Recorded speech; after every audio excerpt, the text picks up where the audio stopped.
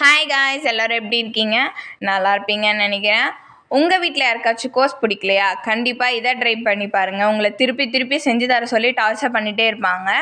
கோஸ் கொஞ்சம் எடுத்துக்கோங்க. தேவையான அளவுக்கு மிளகாத்தூள், உப்பு போட்டுட்டு மைதா மாவு வந்து 1 கப் போட்டுக்கோங்க. கார்ன்ஃப்ளவர் வந்து பாதி, அதுக்கு பாதியாக போட்டுக்கோங்க. அதுக்கப்புறம் இஞ்சி பூண்டு பேஸ்ட்டு வந்து கொஞ்சம் அரைச்சி கொரகொரப்பாக போட்டுக்கோங்க. செம்ம டேஸ்ட்டாக இருக்கும்.